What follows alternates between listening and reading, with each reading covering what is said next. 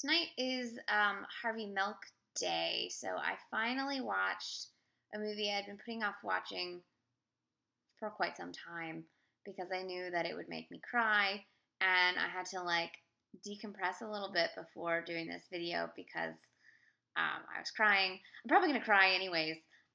You know me. If you've been watching these videos for 2 years, you know that I cry often. I'm a crier.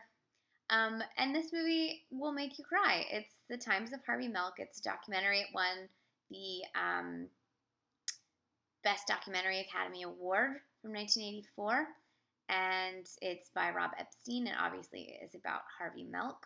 I saw the Gus Van Sant biopic, Milk, when it premiered, and actually saw it at the Castro Theater in San Francisco, and there was tears.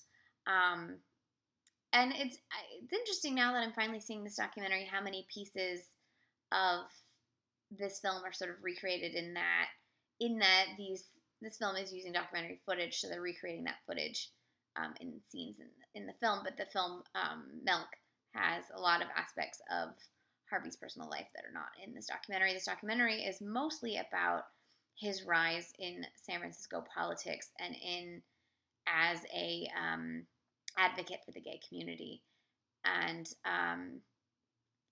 then obviously his murder and the trial, and a lot more about Mayor Moscone than I had known prior. So that was good to see.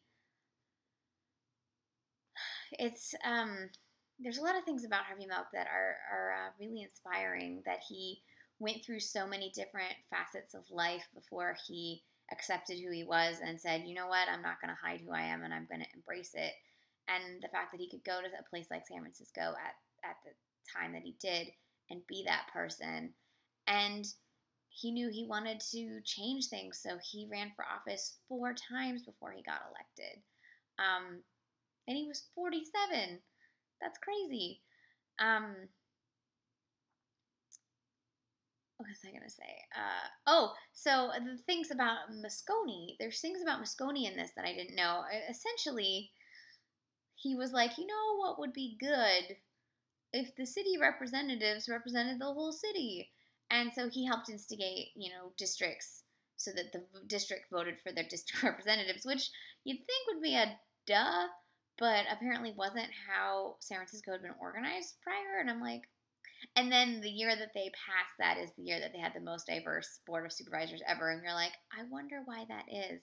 But as this documentary sort of shows, as that progress happens, basically straight white people panic. And Dan White is the most straight, most white person. And his panic manifests in this horrible assassination of these 2 very progressive politicians.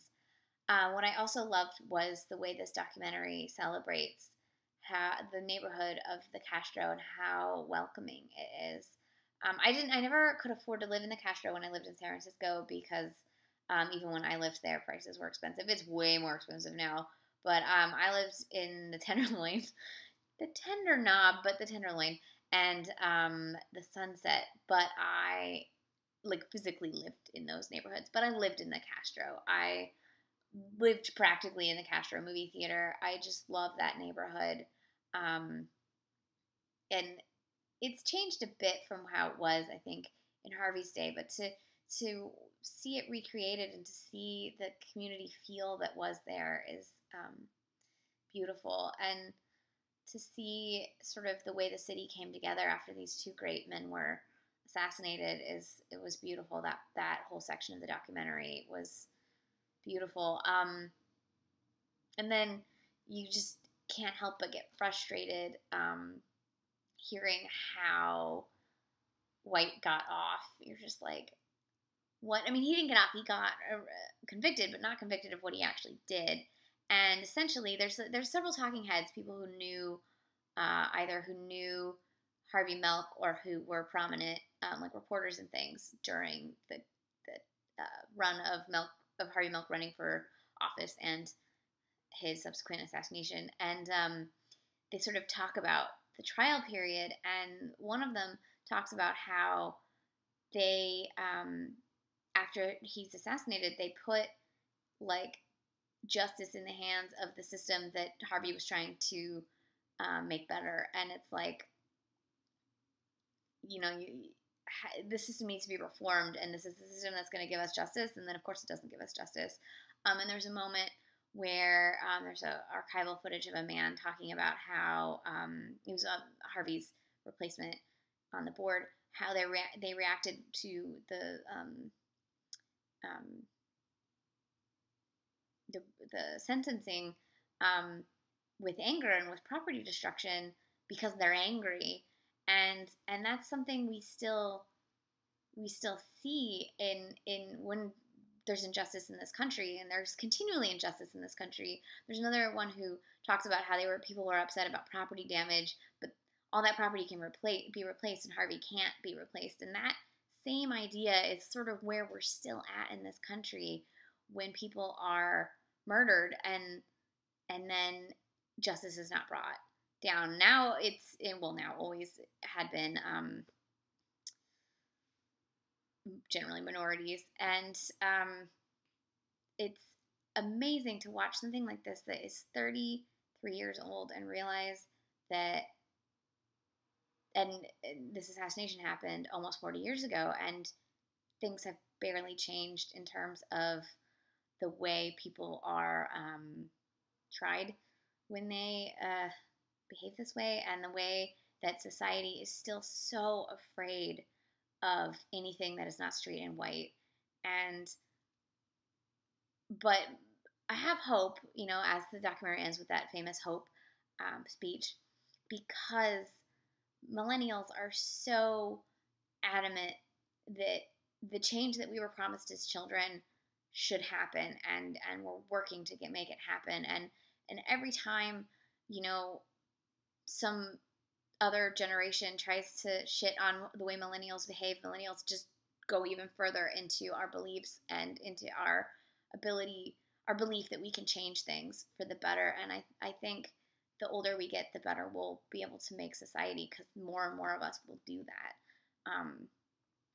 I also love the part where Harvey talks about how it's so important to come out and to let everyone know that if you're gay, so that they won't vote against your best interest, and so that they know that it's their daughters and their mothers, their daughters and their brothers and their sons and their teachers and their firemen and anything. And I love the way he truly believed that would help. Unfortunately, I have personally seen that is not the case, and that you can come out to people in your life and they'll still vote against you. They'll still vote people into office that believe that you are less than, and that's horrific.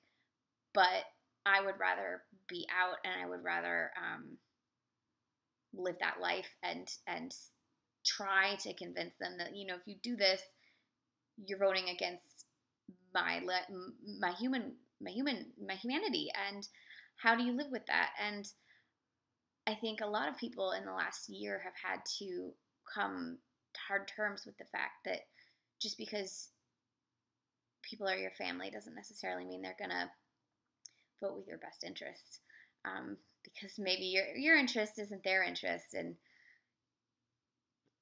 most people vote for what helps them and not what helps other people. And on that sour note, you got to give them hope. Watch this documentary. It's on Filmstruck. The Criterion disc is also available. On Filmstruck, you can watch all the features that are on the disc. It's just a beautiful film. Harvey Milk is a very, that's what I'm looking for, inspiring individual. And even though we lost him almost 40 years ago, his legacy lives on, and the progress that he set in motion will keep going in motion. And it's slow and steady, but we'll get there, and I truly believe that. So check this movie out, and have a happy Harvey Milk Day. And if you're feeling like you can't come out, find someone who you can talk to, and it's a process, and just let the process happen.